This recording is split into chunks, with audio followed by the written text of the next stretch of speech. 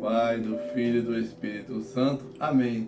Chegamos ao sábado da terceira semana da Páscoa. Hoje a igreja reza com Santa Catarina de Sena, Virgem e Doutora da Igreja.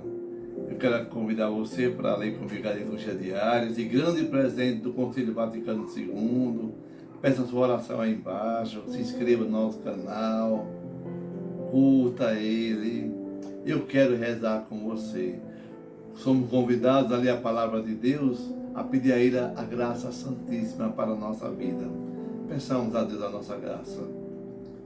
Senhor, que todas as minhas intenções, todos os meus pensamentos, todos os meus sentimentos sejam voltados para o Teu louvor e para o Teu servir. Amém.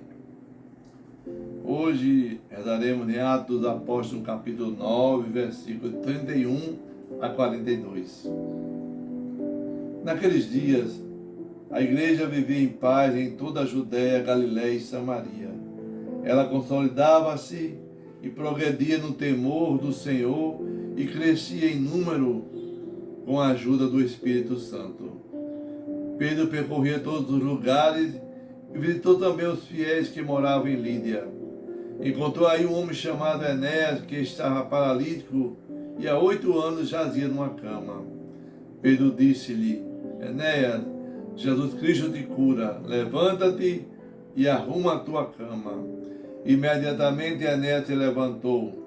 Todos os habitantes de Lídia e da região de Saron viram isso e se converteram no Senhor. Em Jope havia uma discípula chamada Tabita, nome que quer dizer gazela. Eram muitas as boas obras que fazia e as esmolas que dava. Naqueles dias, ela ficou doente e morreu. Então levaram seu corpo e colocaram no andar superior da casa. Como Lídia ficava perto de Jope, e ouvindo dizer que Pedro estava lá, os discípulos mandaram 2 homens com um recado: vem depressa até nós. Pedro partiu imediatamente com eles. Assim que chegou, levaram-no ao andar superior, onde todas as viúvas foram ao seu encontro. Chorando, elas mostravam a Pedro as túnicas e manto que Tabita havia feito quando vivia com eles. Pedro mandou que todos saíssem. Em seguida, pôs-se de joelho e rezou.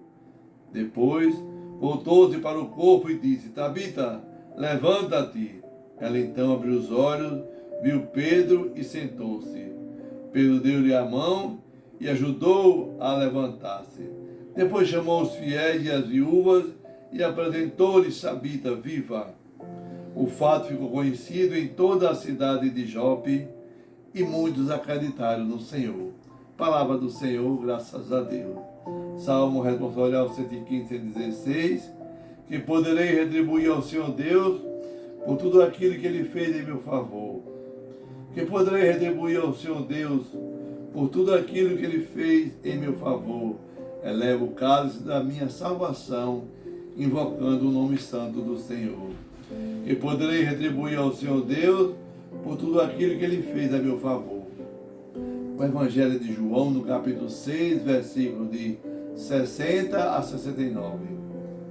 Naquele tempo, muitos dos discípulos de Jesus que o escutavam disseram: esta palavra é dura, quem consegue escutá-la?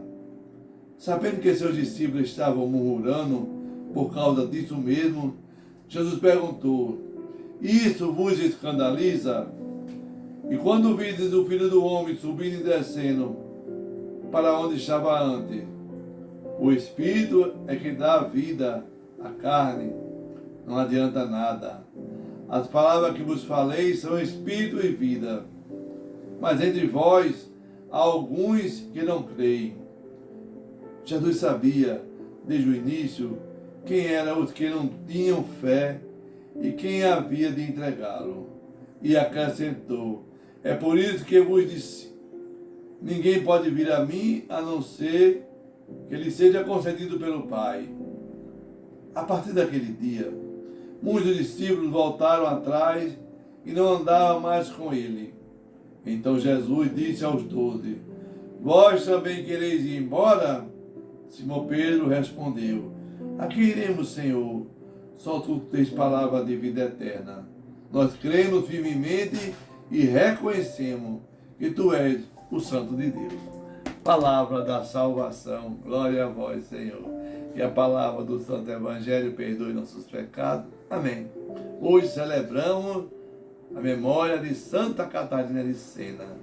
Ela era uma sábia, filha de Deus. Muitas vezes queriam enganá-la que era Jesus que estava na Eucaristia, colocava uma hóstia de ser consagrada. Ela dizia: aí não é Jesus, vocês estão me enganando. Ela tinha a sabedoria do céu. Nós estamos vivendo hoje essa mesma sabedoria nesse Evangelho de João, o discurso da Eucaristia, onde Jesus, ao longo de toda a semana, se apresentou como o pão descido do céu. Jesus é o pão vivo enviado por Deus para a salvação do mundo. Tudo que é muito importante, tudo que tem relevância, precisa ser repetido, precisa ser vivido e aprofundado. A gente quer falar de Jesus nesse capítulo 6, o capítulo da Eucaristia. Jesus ele pergunta: isso vos escandaliza dizer que eu sou o pão da vida? Essa palavra é dura para você? Olha, se você não consegue escutar, muitos abandonaram Jesus porque diziam, não queriam mais escutar, crer nele. Mas não sabiam ele que ele é o Filho de Deus, que desceu do céu. Hoje, Atos dos Apóstolos, capítulo 9, faz essa revelação, quando Pedro, ele ressuscita, ele cura um paralítico chamado Enéas, e ressuscitou uma mulher chamada Tabita.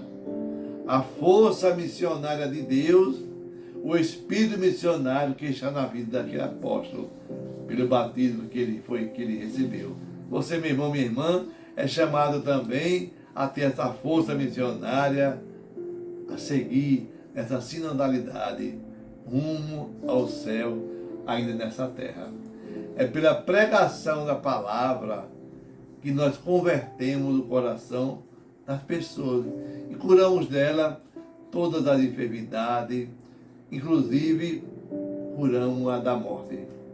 O salmista vai dizer hoje que poderei retribuir ao Senhor Deus por tudo que Ele me fez.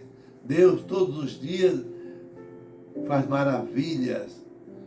E como podemos pagar essas maravilhas que recebemos de graça? A nossa vida, a nossa família, o ar que respiramos, ter uma cama para dormir, uma casa para voltar, maravilhoso. Não temos como retribuir a Deus as bênçãos que Ele nos dá nessa terra e um dia quando chegarmos no céu. Hoje, João, no capítulo 6, passamos a semana toda rezando esse capítulo 6. Jesus é o pão da vida que é mostrado para os discípulos e a comunidade não aceita. Jesus fala que a nossa vida é um eterno deserto. Esse deserto nós temos que encontrar aquele que Deus mandou para a terra para nos salvar. Diz também que sua carne era para ser comida, seu sangue era para ser bebido.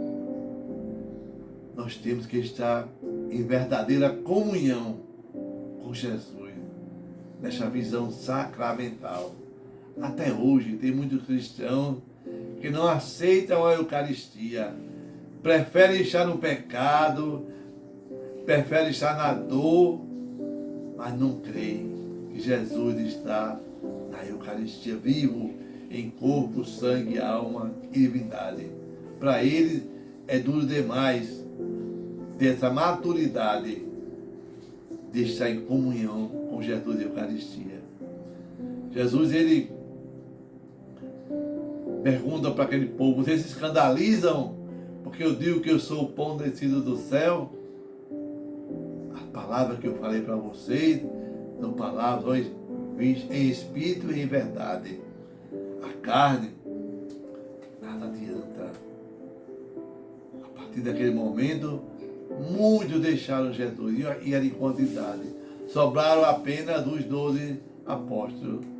Jesus volta para ele e pergunta: vocês querem ir embora também? Aí Pedro, com a sabedoria de Deus, diz: a quem iremos, Senhor? Só tu tens palavras de vida eterna. Quantas pessoas não querem estar com Jesus? Preferem estar no adultério? Quantas pessoas preferem estar com o coração cheio de ódio, de roubo, de assassinato, de mentiras, de falta de perdão? Prefere estar com tudo isso e não escolhe a Eucaristia como centro de sua vida. Essa é a verdade que diz Jesus. Você não me quer? Pode ir embora, como foram os outros também. Nós precisamos sair dessa crise de fé com a Bíblia, com a nossa Santa Igreja, com o Padre que nos assiste, com o nosso Bispo.